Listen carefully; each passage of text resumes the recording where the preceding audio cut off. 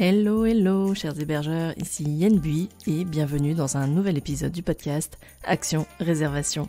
Avec ce podcast, j'aide les hébergeurs touristiques, des loueurs de gîtes, de maisons d'hôtes, d'hébergements insolites, mais aussi des particuliers à booster la visibilité de leur location saisonnière.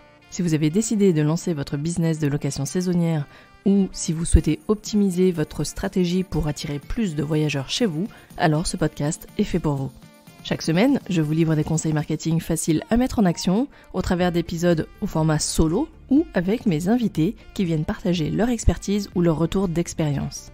Retrouvez tous mes conseils sur mon site yenbui.fr et téléchargez mes ressources gratuites dans la rubrique bonus.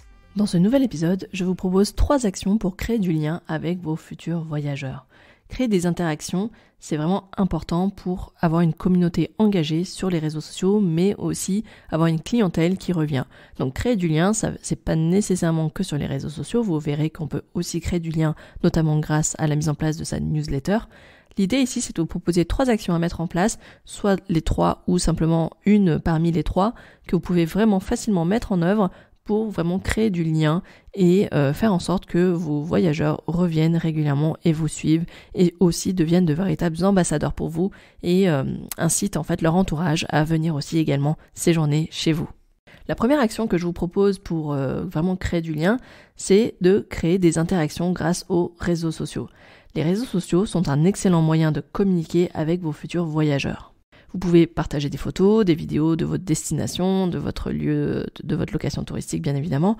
Vous pouvez également organiser des jeux concours, pourquoi pas avec le partenariat, la collaboration avec des influenceurs de votre région. Vous pouvez aussi poser des questions pour obtenir des commentaires et des idées auprès de vos voyageurs potentiels, notamment grâce à des stickers dans les stories. Donc pensez à utiliser vraiment des quiz, pensez à utiliser le sticker question, également le sticker d'amplitude, vous savez, que sur l'humeur ou sur le fait d'être vraiment connecté. C'est ludique et en fait le fait de se faire ces petites actions, d'inciter les gens à interagir, à votre public qui vous regarde d'interagir, finalement ça crée un certain lien tout simplement. Pensez également à répondre à leurs différentes questions, à leur demander quelles sont leurs préoccupations du moment et essayez d'y répondre en tout cas grâce à vos contenus. Pensez à publier également des témoignages de clients satisfaits. N'hésitez pas vraiment à solliciter des avis, c'est vraiment ce qui compte aujourd'hui pour vraiment inciter les voyageurs à séjourner chez vous. Ils vont vraiment vérifier que les clients précédents sont vraiment satisfaits pour pouvoir finalement s'engager à leur tour. En interagissant avec votre public de cette manière, vous allez pouvoir construire des relations solides avec vos futurs voyageurs. Vous allez pouvoir créer une véritable communauté autour de votre location saisonnière, que ce soit avec les clients précédents et pourquoi pas qui ont envie de revenir séjourner chez vous, mais et qui vont pouvoir devenir notamment ambassadeurs, surtout si par exemple vous mettez en place une idée, un concept de parrainage, mais ça va permettre aussi aux voyageurs potentiels de se dire tiens, en fait, j'aime beaucoup cette personne, j'aime beaucoup ce qu'elle incarne, les valeurs qu'elle incarne, j'aime vraiment, on en revient à mon épisode précédent concernant le personal branding. Vraiment, pensez à donc créer des interactions grâce aux réseaux sociaux, ça c'est la première action que vous pouvez facilement mettre en place. La deuxième action que vous pouvez mettre en place, c'est de créer et de proposer des newsletters. Les newsletters, c'est vraiment une autre façon de rester en contact avec vos futurs voyageurs, mais également avec les voyageurs qui ont déjà séjourné chez vous. Les newsletters, attention, je le dis et je le répète, d'ailleurs je le dis déjà dans un épisode consacré à l'emailing, à l'email marketing, les newsletters, si on le traduit vraiment littéralement de l'anglais, c'est vraiment des lettres d'information. On n'est pas dans de la promotion à tout va. On est vraiment sur un envoi régulier d'informations sur les nouvelles randonnées, les nouvelles activités à réaliser, éventuellement quelques actualités que vous avez mises en place au sein de votre location saisonnière. Et de temps en temps, bien évidemment, vous allez pouvoir mettre en avant des offres spéciales, des offres promotionnelles. Mais l'idée, c'est vraiment de créer une communauté de voyageurs qui sont intéressés par ce que vous avez à raconter et que vous deveniez vraiment un média d'information. C'est ça, en fait, la vraie vocation aujourd'hui pour moi d'un hébergeur touristique, c'est de devenir un média d'information. C'est pour ça que je dis souvent, devenez le numéro 2 après l'office de tourisme de la destination. Devenez le média d'information sur lequel les voyageurs vont se référer lorsqu'ils vont vouloir préparer leur séjour près de chez vous. Devenir un média d'information, ça veut dire collecter de l'information évidemment, rédiger du contenu, mais ça n'a pas vocation forcément à avoir un blog. Vous pouvez très bien vous contenter uniquement d'envoyer des newsletters sans pour autant avoir un blog touristique sur votre site internet. Les deux, c'est mieux, mais si vous ne souhaitez pas mettre en place un blog, vous pouvez vous contenter tout à fait d'avoir une newsletter. Aujourd'hui, je l'ai expliqué dans mon café live dédié à la liste email, c'est qu'aujourd'hui, en fait, les newsletters ont vraiment un taux de conversion important. Et ce qu'il faut savoir, c'est que les hébergeurs touristiques bénéficient d'un taux d'ouverture des emails qui est extrêmement haut par rapport à la moyenne. Pourquoi ? Parce que quand on réserve un séjour, on lit absolument tous les mails qui proviennent en fait du loueur. Du coup, c'est vraiment une opportunité à saisir et du coup, vous verrez qu'en fait, la plupart des envois que vous ferez auront un taux de lecture qui sera vraiment important. Et quant au clic, ça dépendra de vos appels à l'action parce que n'oubliez pas que dans une newsletter, il faut nécessairement un appel à l'action, quel qu'il soit, que ce soit de réserver ou que ce soit d'aller découvrir un nouvel article sur votre blog, que ce soit de vous contacter ou de réserver donc un séjour bien évidemment. Si vous vous demandez comment vous pouvez en tout cas d'abord créer votre liste email, parce que qui dit envoyer des newsletters dit qu'il faut avoir une base d'email.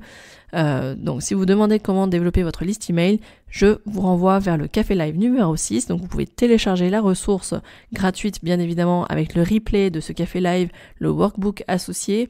Il y a également un épisode dédié sur le podcast qui s'appelle Développer votre liste email grâce à un bonus futur voyageur. Là je vous explique comment vous pouvez développer un freebie, un lead magnet pour attirer un aimant à vacancier concrètement, pour qui vous laissent leur adresse email et que derrière vous puissiez l'utiliser à des fins de newsletter. Je prévois de vous proposer un futur café live dédié à la mise en place du newsletter en utilisant également quelques outils qui peuvent vous être utiles si vous souhaitez vraiment développer cet outil-là dans votre stratégie marketing et de fidélisation et de communication. La troisième action pour créer du lien avec vos futurs voyageurs, et là vous allez être assez surpris à mon avis, c'est que je vous propose en fait une action physique. C'est-à-dire, je vous propose d'organiser un événement physique. Les événements en personne, aujourd'hui, peuvent être vraiment un excellent moyen pour rencontrer vos futurs voyageurs et aussi vos futurs partenaires, et du coup de créer du lien avec eux. Donc là, ça sous-entend qu'effectivement, il s'agit de clientèle locale. Il faut savoir aujourd'hui que les mentalités ont changé, les habitudes de consommation ont changé, et aujourd'hui, les voyageurs aiment plutôt, par conscience en fait écologique, voyager plutôt à 2-3 heures autour de chez eux plutôt que de prendre l'avion et ou de traverser la France entière. Donc en fait 2-3 heures, ça peut vous permettre en fait d'organiser un événement chez vous, un événement exceptionnel en présence de vos partenaires. Ça, vous pouvez également inviter, pourquoi pas des partenaires comme l'office de tourisme pour venir à la rencontre. En fait, il s'agit clairement d'organiser une sorte de portes ouvertes. Mon ami Alexandre Comte en parle d'ailleurs très très bien dans l'interview que j'ai réalisée avec lui, qui s'appelle « Développer votre personal branding avec Alexandre Comte », où justement il raconte comment, lorsqu'il était directeur d'un hôtel, comment il organisait en fait, comment il avait finalement motivé ses équipes à en fait avoir cette notion de journée portes ouvertes 365 jours par an. J'aimais beaucoup cette idée et c'est vraiment quelque chose que j'ai envie de partager avec vous parce que j'y crois vraiment. C'est que pour convaincre les gens que finalement chez vous il y a plein de choses à faire et que c'est vraiment un havre de paix et que c'est vraiment très intéressant de venir y séjourner, tout simplement, que c'est vraiment attractif. Pensez à faire des visites guidées au travers d'événements notamment. Ça peut être aussi des cafés, ça peut être des matinées d'information, etc. Pensez aussi à devenir en fait un lieu de réception pour vos partenaires. Ça, c'est très important afin que eux-mêmes puissent en parler derrière. Effectivement, je reviens sur cette notion de partenariat. N'oubliez pas en fait de développer votre réseau d'influence en invitant les partenaires locaux qui, chez vous, au travers d'un événement professionnel par exemple, afin qu'ils visitent, qu'ils se rendent compte en fait des différents espaces, des différents aménagements, des différents équipements, pour que derrière, ils puissent en fait naturellement en parler autour de chez eux. On parle toujours bien de quelque chose qu'on a forcément testé, vécu, et comme d'un restaurant tout simplement. On ne parle pas d'un restaurant qu'on ne connaît pas, qu'on n'a pas testé et goûté. Par contre, on parle facilement d'un restaurant qui nous a plu. Donc si un événement que vous avez organisé chez vous leur a plu, que l'ambiance et que votre personnalité a plu, ils n'hésiteront pas derrière à vous recommander. Donc pensez-y, c'est vraiment important pour développer des partenariats à l'échelle locale d'organiser des événements physiques. Quelques exemples en fait d'événements que vous pouvez organiser, ça peut être des présentations de séjours, d'offres spéciales avec des partenaires à l'occasion de la Saint-Valentin, à l'occasion des fêtes de fin d'année, etc. Ça peut être aussi d'organiser des séances de dégustation de cuisine locale avec des partenaires, avec des produits locaux. Ça peut être aussi des séances de dégustation de vin, tout simplement, avec si vous avez des producteurs viticoles près de chez vous. Ça peut être aussi, pourquoi pas, des ateliers de photographie, proposer un partenariat avec un photographe pour apprendre à maîtriser son appareil photo en mode manuel plutôt qu'en mode automatique. Pensez aussi à d'autres activités qui plairont à vos clients potentiels. Je pense par exemple à des ateliers de poterie, des ateliers de yoga, des séances de yoga, etc.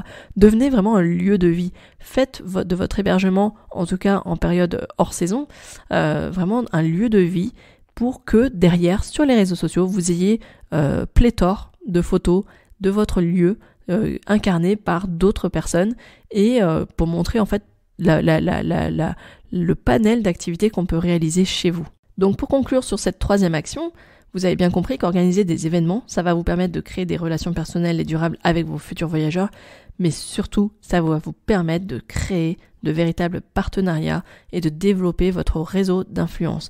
Pour ça, l'événement physique, c'est vraiment un outil et un moteur avec un pouvoir incroyable pour développer sa notoriété sur son territoire au travers de partenaires. Et d'une certaine manière, organiser ces événements en mettant en avant des partenaires, encore une fois, ça montre aussi que vous êtes une entreprise engagée sur le territoire, vous êtes engagé dans l'économie locale et vous avez pour valeur de mettre en avant les acteurs du tourisme. Et ça c'est vraiment important et c'est souvent très apprécié des autres acteurs de l'économie touristique. Et donc voilà, profitez-en, travaillez de manière collective, d'une manière à développer votre intelligence collective pour gagner en visibilité les uns et les autres auprès des différents voyageurs. Cet épisode est maintenant terminé. Pour rappel, je vais vous résumer les 3 différentes actions que vous pouvez mettre en place pour créer du lien avec vos futurs voyageurs. L'action numéro 1 que vous pouvez mettre en place, c'est de créer des interactions grâce aux réseaux sociaux, notamment en utilisant en fait des stickers qui font interagir votre public, notamment en story par exemple. La deuxième action que vous pouvez mettre en place, c'est de lancer votre newsletter et d'envoyer de manière régulière des informations touristiques de votre destination en devenant véritablement un vrai média d'information touristique.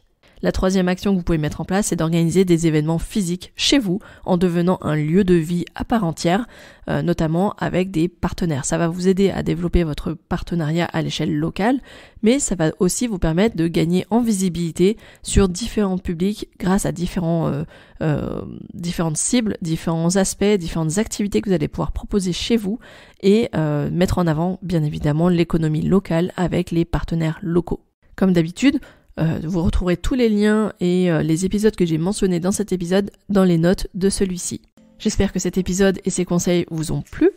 Si c'est le cas, vous savez ce qu'il vous reste à faire. Merci de me laisser un commentaire ou une note 5 étoiles sur la plateforme d'écoute de votre choix. Ça m'aide vraiment beaucoup à faire gagner en visibilité ce podcast. Mais sinon, vous pouvez tout simplement aussi vous abonner au podcast, vous abonner à la newsletter si vous souhaitez continuer à recevoir chaque semaine des conseils marketing inédits. C'est ce que je fais notamment au travers de ma newsletter. C'est vraiment des informations qu'on ne retrouve pas forcément sur les réseaux sociaux ni sur le podcast.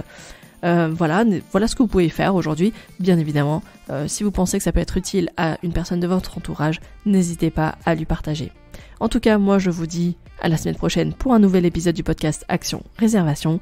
Et d'ici là, portez-vous bien. Ciao ciao!